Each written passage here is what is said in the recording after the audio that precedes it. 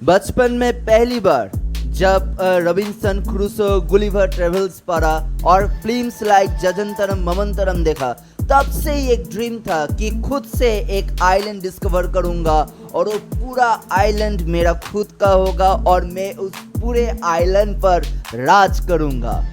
लेकिन असल जिंदगी में जब पहली बार एक ऐसी आइलैंड के बारे में सुना जहां पर जिंदगी काफी तरह से अलग सा है, जो कि एक तरफ से तो काफी खूबसूरत है लेकिन दूसरी तरफ से काफी खतरनाक भयानक भी है, तब दिमाग पूरी तरह से चक्कर खा गया। सो हे गाइस, आज मैं आप लोगों को एक ऐसी आइलैंड के बारे में बताऊंगा जो कि दुनिया के लीस्ट पॉपुलेटेड आइलैंड है। सिर्फ 47 लोग रहते हैं यहाँ पर, जहाँ पर आज के दिन दुनिया भर में पॉपुलेशन एक्सप्लोजन हो रहा है। एक टुकड़े जमीन के लिए जहाँ पर दोनों देशों के बीच मारामारी चल रहा है, लड़ाई चल रहा है, वहाँ पर ये आइलैंड सिर्फ 47 लोगों के साथ कैसे टिका हुआ है? क्या है इस आइलैंड का काली दर्दनाक सच? आइए देखते हैं। लेकिन उससे पहले जिन लोगों ने अभी तक इस चैनल को सब्सक्राइब नहीं किया है, देर किस बात की है, जल्द से जल्द सब्सक्राइब कर दीजिए और साइड में जो बेल आइकन है उसको भी दबा दीजिए ताकि इस चैनल में किए हुए अपलोड्स का हर एक नोटिफिकेशन जल्द से जल्द आप लोगों तक पहुंच जाए, क्योंकि इस चैनल में एक के बाद एक इंटरेस्टिंग टॉपिक के ऊपर वीडियो आते जाएंगे और आते जाएंगे। तो वे चलिए देखते हैं आज क्या है इस आइलैंड का राज। Famed in history, in literature, and on the silver screen of the cinema, native Tahitian wives set out to find an unknown island, hoping they might never see a strange white face again. Strangely enough, without the slightest help from modern science, a Pitcairn baby objects on Pitcairn. One of the crops is sugarcane, which is lugged to a community mill. Try hitching yourself up with a horse sometime. It's supposed to be very good for your waistline. My name is Pauline Reynolds. This is the story of my ancestors, my Tupuna Vahine. सो साल 1789 28 अप्रैल south Pacific ocean में royal navy vessel HMS bounty पर अचानक से विद्रोह छेड़ जाता है, led by lieutenant Fletcher Christian, और उनको साथ देते हैं उस जहाज पर काम कर रहे कुछ crewman.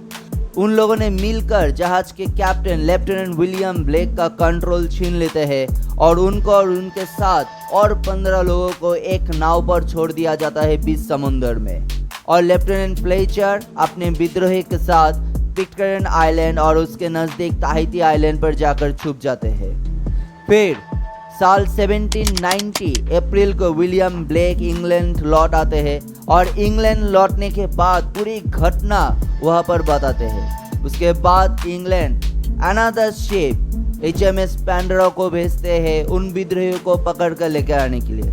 14 mutineers were captured from Tahiti island, but जो लोग पिटकैर्न आइलैंड पर छुपे हुए थे उन लोगों को ढूंढ नहीं पाते हैं and ultimately HMS Pandora England लौट आते हैं। सो इस घटना से भी आकर बहुत पीछे चले जाते हैं और देखने की कोशिश करते हैं कि पिटकैर्न आइलैंड में एकदम पहले से कौन लोग रहते थे। तो ये माना जाता है कि Polynesian people were the first people those who live there in this island. ये लोग पिटकैर्न आइलैंड, हेंडरसन आइलैंड और मैनग्रोवा आइलैंड में स्मॉल कम्युनिटी में रहते थे और अपनी कम्युनिटी के बीच आइलैंड रिसोर्स का ट्रेडिंग करके सरवाइव करते थे। लेकिन स्लोली जब रिसोर्स खत्म होने लगे और उसके साथ साथ मैनग्रोवा आइलैंड में सिविल वॉर भी छेड़ जाता है, तब ये लोग भी स्लोली इन तीनों आइलैंड में से एक्सटिंक्ट होने लगते हैं। फिर भी आर्कियोलॉजिस्ट के माने तो ये लोग लगभग 15 सेंचुरी तक इन आइलैंड में रहते थे। फिर पोर्चुगीज सेलर पेड्रो फर्नांडिस दे क्विरोस 26 फरवरी 1606 को डूसी एंड हेंडरसन आइलैंड पर आते हैं स्पेनिश क्राउन के तलाश में। उन्होंने इन दोनों आइलैंड का नाम रखते हैं ला इनकारनेसियन एंड सैन जुआन बातिस्ता। हालांकि काफ़ी सोर्स के माने तो फिर उन्होंने एक्चुअली कौन सा आइलैंड को ढूंढ पाया है, इसको लेकर ही एक काफ़ी कंफ्यूजन है। Some are of the opinion कि उन्होंने एक्चुअली हेंडरसन आइलैंड का नाम रखा था ला इनकारनेसियन और सैन जुआन बातिस्ता ये नाम रखा गया था एक्चुअली पिटकैर्न आइलैंड के लिए। फिर 3 जुलाई 1767 British sloop HMS Swallow, commanded by Captain Philip Carteret, इस आइलैंड को डिस्कवर करते हैं। माना जाता है कि उस जहाज पर काम कर रहे एक 15 साल के लड़के पहली बार इस आइलैंड को देखते हैं। उस लड़के का नाम था रॉबर्ट पिटकरन और उसके नाम से इस आइलैंड का नाम किया जाता है द पिटकरन आइलैंड। यहाँ पर मैं एक एक्स्ट्रा इंफॉर्मेशन देना चाहूँगा।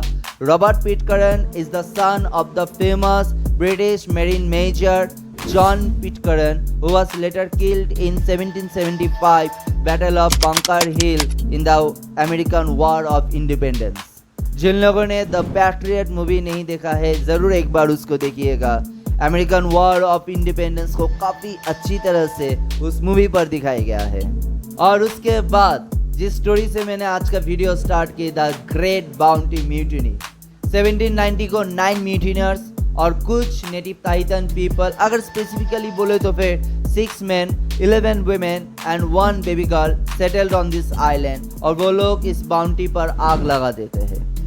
ये लोग इस आइलैंड में फिशिंग फार्मिंग करके सरवाइव कर रहे थे, लेकिन slowly situation out of control होने लगते हैं। अल्कोहलिज्म, मर्डर्स काफ़ी हद तक बढ़ जाते हैं और जिसके वजह से काफ़ी सारे म्यूटिनर्स और नेटिव्स मारे जाते हैं, इंक्लूडिंग लेफ्टिनेंट फ्लेचर क्रिश्चियन भी इस घटना की वजह से मर जाते हैं। जॉन एडम और टेड यंग शिप पर छोड़े हुए बाइबल के मदद से एक हेल्दी सोसाइटी बिल्डअप करने की कोशिश करते हैं, लेकिन वो लोग भी नाकाम हो जाते हैं। एंड में सिर्फ जॉन एडम और कुछ नेटिव पीपल जिंदा रह जाते हैं। टेड यंग भी मर जाते हैं एस्थमेटिक इन्फेक्शन की वजह से। उस म्यूटिनी के बाद सालों बीत जाते हैं, लेकिन इस आइलैंड पर रहने वाले लोगों ने कोई भी जहाज इस आइलैंड के नज़दीक आते हुए इन लोगों ने नहीं देखा। And finally February 1808 American ship Topaz commanded by captain Mayhew Folger होते हैं इतने लंबे सालों के बाद पहला जहाज जो इस आइलैंड पर पहुंचते हैं और वो लोग तकरीबन 10 घंटे तक इस आइलैंड पर बिताते हैं। Folger's discovery of Pitcairn island UK government को भेज दिया जाता है with more specific location that is 25 degree 2 minute south and 130 degree west.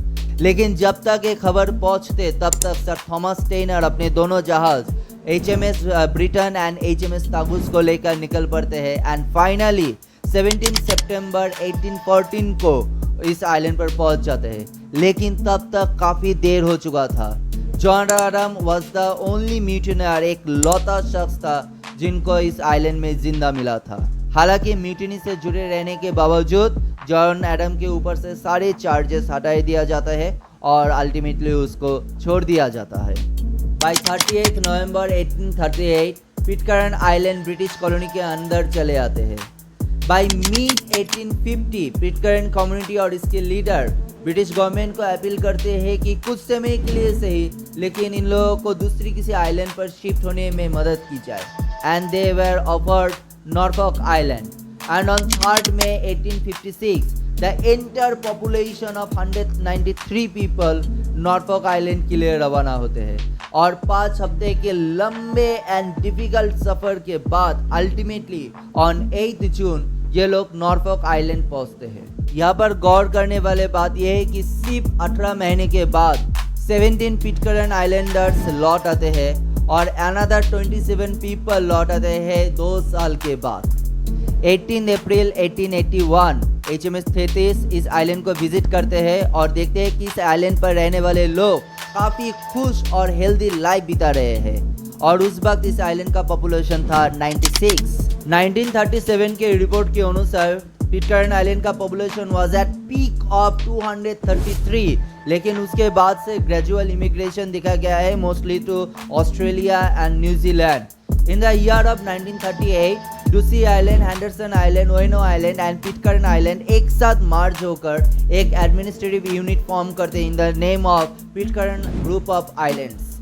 लेकिन दुनिया भर इतने सारे आइलैंड के होने के बावजूद अचानक से ये आइलैंड इतना चर्चा पर क्यों है? Obvious reason. Firstly, for its fast and abnormal population declination, and secondly, for the reports of mass sexual abuse cases in this island. Pitcairn sexual assault trial of 2004. 7 men living on Pitcairn Island faced 55 charges relating to sexual offences against children and young people. The accused represented a third of the island's male population and included Steve Christian, the mayor. On 24 Man is October. behind bars after police say he tried to get a young boy to go with him to his home. Police say surveillance video shows the man walking behind the boy. William Rose and his 5-year-old daughter Mortico were walking down the street when he stopped to talk to us about the incident involving this man, 35-year-old Brad Stanek.